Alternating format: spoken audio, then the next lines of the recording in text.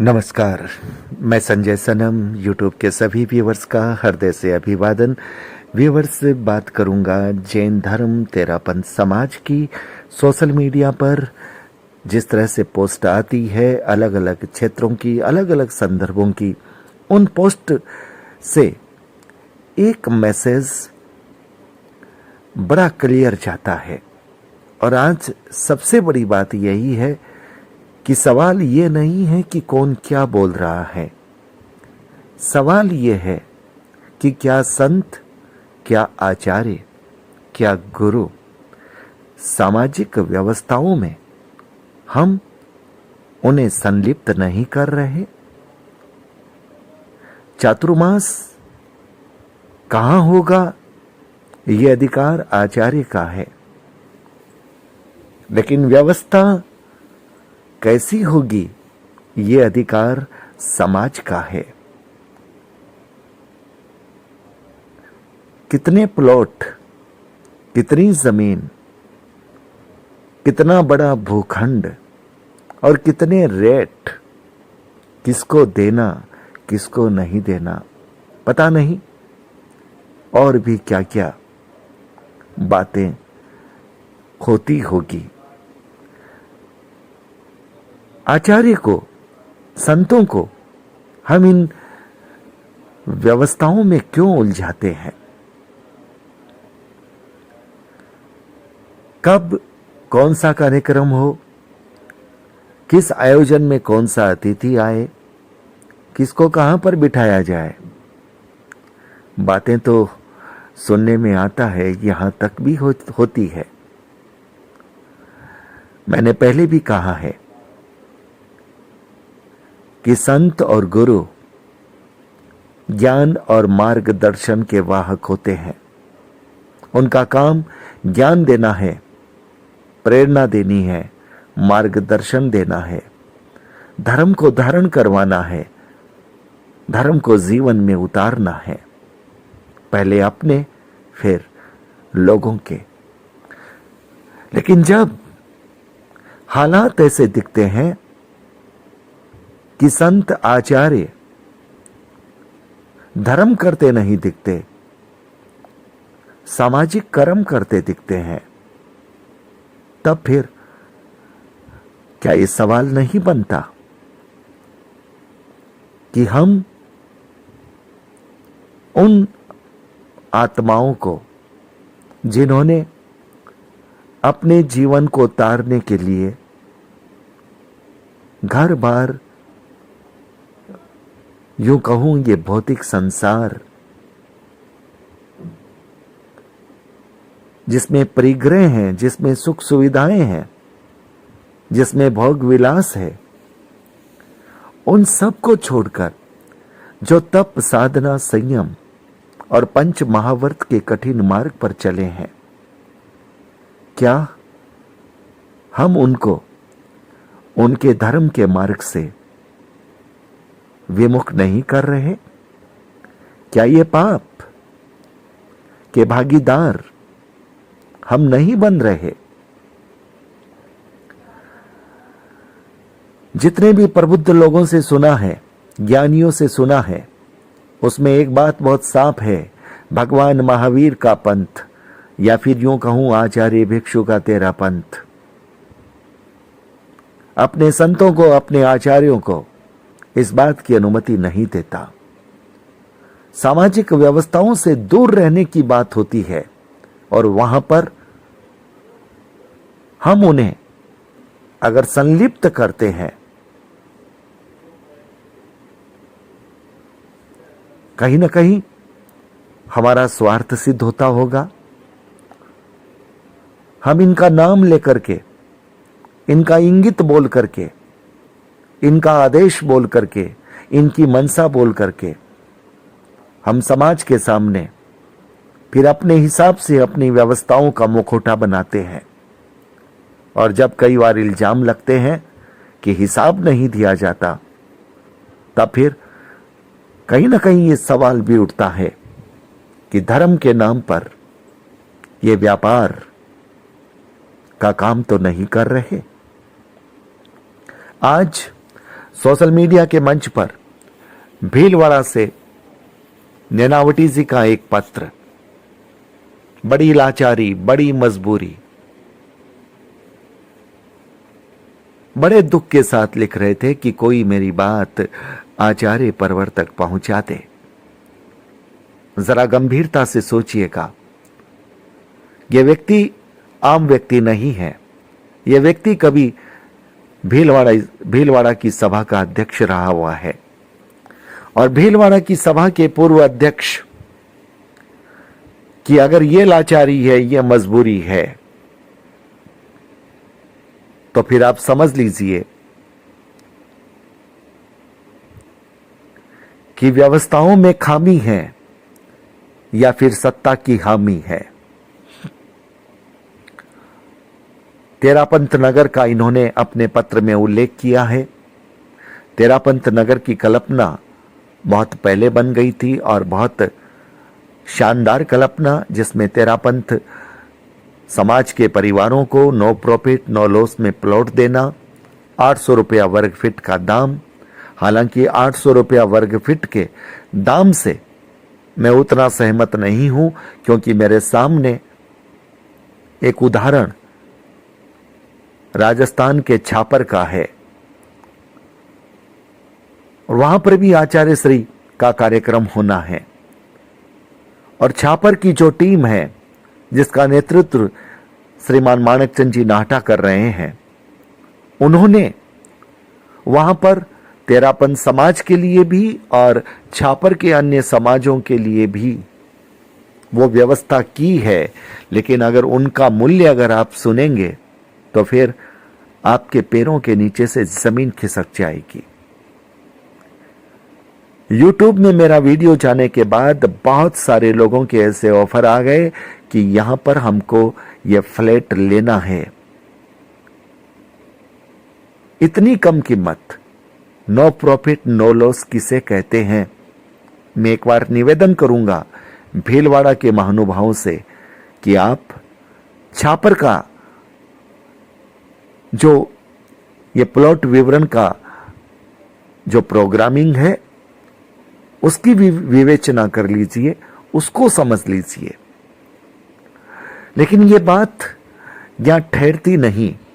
इसलिए नहीं ठहरती कि जिन लोगों ने 800 रुपया नो प्रॉफिट नो लॉस का रखा था, उन पर अब इल्जाम है, प्रभाकर नैनावटी साहब लगा रहे हैं कि उन्होंने इसका दाम 1000 कर दिया, 1000 से 1200 कर दिया।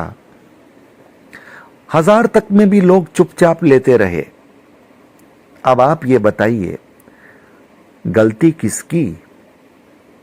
प्लॉट का दाम बढ़ाने वाले की या बढ़े हुए दामों पर लेने वाले की?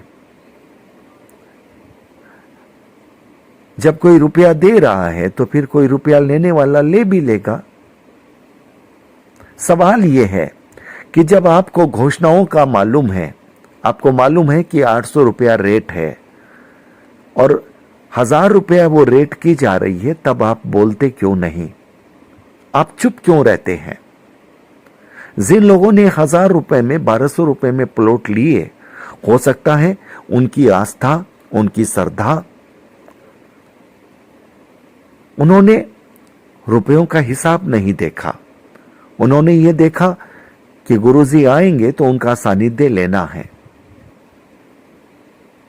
पर वो ये नहीं देख पाए कि कुछ ऐसे भी लोग होंगे, आस्था तो उनकी भी होगी, श्रद्धा तो उनकी भी होगी, लेकिन उनके पास ये समृद्धि नहीं होगी कि वो 200 रुपया अतिरिक्त दे सके।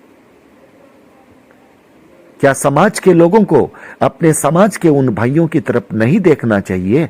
ये मेरा सवाल है। नैनावटी साहब, सवाल आप जैसे लोगों से भी है। आपने लिखा कि मैं इनकी ढाल बनकर के खड़ा रहा। क्यों खड़े रहे? आपने कहा कि 260 वर्ष में ये आचार्य श्री का ये पहला चातुर्मास है, इसको ऐतिहासिक बनाना है। वाह साहब वाह, वाह नैनावटी साहब, एक आध्यात्मिक गुरु के चातुर्मास को एक तरफ आप ऐतिहासिक बनाने की बात करते हैं और दूसरी तरफ अनैतिकता के जमावड़े को आप नजरअंदाज कर जाते हैं। क्या कुरीतियों पर, विसंगतियों के कचरों पर आप अपने आचार्य का चातुर्मास ऐतिहासिक बनाना चाहेंगे? क्यों चुप रहे आप? क्यों ढाल बनकर खड़े रहे? और क्या ये उसी का परिणाम तो नहीं है कि पहले आप उनकी ढाल बने और अब आपकी आवाज भी उनके सामने नहीं निकल रही? अब आपको भी बड़ी लाचारी से, बड़ी मजबूरी से इस तरह से लिखना पड़ता है कि कोई मेरी आवाज आचार्य परवर तक पहुंचा दे।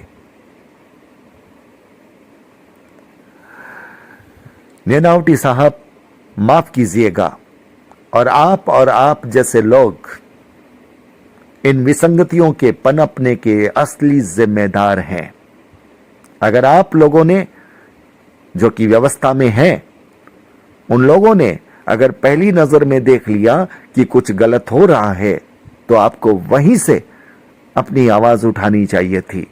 आपको वहां पर ढाल बनकर के खड़ा नहीं होना चाहिए था। लेकिन मुझे लगता है बात कुछ और भी थी, क्योंकि भीलवाड़ा सभा का चुनाव था और भीलवाड़ा सभा के चुनाव पर सबकी नजर थी। कुछ लोग खड़े थे और जो खड़े थे उनमें से एक दो ने कुछ आवाज भी उठाई थी सोशल मीडिया के मंच पर, लेकिन खुलकर के नहीं बोले थे, क्योंकि वो केंद्र की गुड बुक में रहना चाहते थे। वे चुनाव को जीतना चाहते थे। उन्हें सत्ता से मतलब था, उन्हें कुर्सी से मतलब था, समाज की विसंगतियों से कोई मतलब नहीं था। श्रद्धा और आस्था को वे लोग भुनाना चाहते थे। लेकिन जब बात बनी नहीं, चुनाव जीते नहीं, तब फिर सबको विसंगतियां दिखने लग गई। 800 से 1000 का दाम पहले क्यों नहीं दिखा? 1000 से 1200 का दाम पहले क्यों नहीं दिखा? जो बात आप और आप जैसे लोग आज बोल रहे हैं वो पहले क्यों नहीं बोले? मेरा सबसे बड़ा सवाल आप लोगों से है, क्योंकि आप लोग जिम्मेदार हैं कुरीतियों को पनपने का मौका देने के लिए। आस्था और श्रद्धा के नाम पर, चातुर्मास को ऐतिहासिक करने के नाम पर आप लोग चुप नहीं थे। आप लोग सभा के चुनाव का परिणाम का इंतजार कर रहे थे। अगर आप लोगों के अंदर अनैतिकता को रोकने की अगर मुहिम होती तो विपक्ष जो बंट करके लड़ा था वो एक होकर के लड़ता, और तब आपका वो उम्मीदवार सभा में आता और तब आपके लिए संभव होता नजर भी रखना और पकड़ भी रखना। लेकिन सबको अपनी अपनी कुर्सी की पग पड़ी थी। सब यही चाहते थे कि मैं चुनाव जीतूं। ये कोई नहीं चाहता था कि समाज चुनाव जीते। अगर समाज की सोचे होते तो फिर पहले ही बोले होते, और अगर वक्त पर बोले होते तो शायद भीलवाड़ा की जनता का निर्णय भी पलट गया होता। यह तो बिल्कुल स्थिति वैसी है नेनावटी साहब कि जब सांप गुजर गया हम उसके बाद लकीर पीट रहे हैं। आपकी मायूसी पर तरस आता है, आपकी मजबूरी मुझे भी अखरती है कि एक सभा का पूर्व अध्यक्ष इस अंदाज में बोल रहा है। लेकिन साहब, आपको भी अपने गुनाहों का प्रायश्चित करना पड़ रहा है, क्योंकि जो बात आपको वक्त पर कहनी थी वो बात आपने वक्त पर नहीं कही, और आप विलंब हुए, आपने देरी की, और इस देरी का दंड आपको कुदरत इस तरह से दे रही है। मुझे अफसोस है कि समाज के लिए ये जो कुछ हुआ है 800 का 1000, 1000 का 1200 की बात नहीं है। बात है मूल्यों में गिरावट। बात है समाज के नाम पर, चातुर्मास के नाम पर व्यापारिक पद्धति। ये 800 से 1000 भाव कहां बढ़ते हैं? भाव वहां बढ़ते हैं जहां कॉमर्शियल बात होती है। जब डिमांड बढ़ती है तो डिमांड के साथ भाव बढ़ते हैं, लेकिन सेवा में डिमांड बढ़ने से भाव नहीं बढ़ते साहब। सेवा में डिमांड बढ़ने से दानदाता बढ़ते हैं। जिस तरह से छापर में जमीन को दान देने वाले लोग आए, उसी तरह से भीलवाड़ा में भी आ सकते थे, लेकिन चूंकि नियत में व्यापार था, शायद इसलिए लोग नहीं आए। इसलिए मैं कहता हूं कि छापर के प्रोजेक्ट को समझिए और छापर की व्यवस्था को समझिए, और छापर में जो तेरापन समाज के कर्मठ योद्धा काम कर रहे हैं उनको सलाम कीजिए। समाज सेवा किसे कहते हैं, जरा गौर से समझिए, पढ़िए और फिर विचार कीजिए कि भीलवाड़ा कहां पर ठहरा है। सेवा के नाम पर, व्यवस्था के नाम पर छापर की तुलना में आप अपने आप को कहां पर पाते हैं। मैं अपनी पहली बात पर पुनः आना चाहूंगा। मुझे और मेरे जैसे बहुत सारे लोगों को ऐतराज इस बात पर है कि व्यवस्था समाज करे और संतों को, गुरुओं को उसमें किसी भी तरह से संलिप्त न करे। अक्सर संतों के नाम पर, गुरुओं के नाम पर, इंगित के नाम पर जो गोरख धंधा होता है, लोग बोल नहीं पाते, ये सोच करके भी गुरु का आदेश रहा होगा। और गुरु का आदेश चाहे रहे या न रहे, लेकिन जिनको अपना उल्लू सीधा करना होता है वो अपना काम बना गए होते हैं। नुकसान समाज का होता है, नुकसान सामाजिकता का होता है, नुकसान धार्मिक मूल्यों का, धार्मिक परंपरा का होता है। इसलिए मेरा सवाल तो कड़ा है, लेकिन तेरापंथ धर्म संघ की मर्यादा के साथ खड़ा है। अब आपको यह सोचना है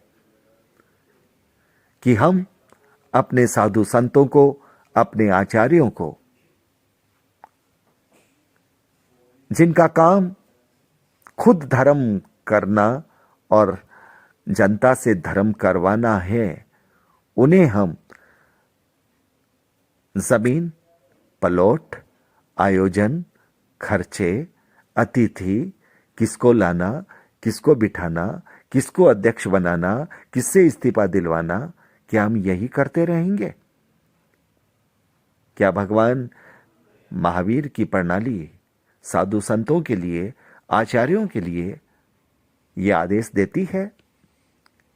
क्या तेरापंथ धर्म संघ के आद्य प्रवर्तक आचार्य भिक्षु का यह आदेश है? जरा गौर कीजिएगा। आचार्य तुलसी का एक उद्घोष है, जब जागे तभी सवेरा। और मेरा तो निवेदन है कि अब सामाजिक व्यवस्थाओं में साधु संतों को, आचार्यों को उलझाना बंद कर दीजिए। उनके धर्म का समय बर्बाद कर रहे हैं और पाप के भागीदार भी बन रहे हैं। व्यूअर्स, मैंने अपनी बात कही, जो मेरे साथ तेरापंथ धर्म संघ के बहुत सारे प्रबुद्ध लोगों की आवाज है, और उन्हीं की मन की भावना को अपने मन की भावना के साथ जोड़ते हुए मैंने आवाज दी है। अगर आपको लगता है बात सही है, सच्ची है और यही होना चाहिए, तो फिर वीडियो को लाइक कीजिएगा, शेयर कीजिएगा। चैनल पर अगर नए आए हैं तो सब्सक्राइब करना मत भूलिएगा, बेल बटन को दबा दीजिएगा। आप हमारे डिजिटल फर्स्ट न्यूज़ को ज्वाइन भी कर सकते हैं। बहुत बहुत आभार, नमस्कार।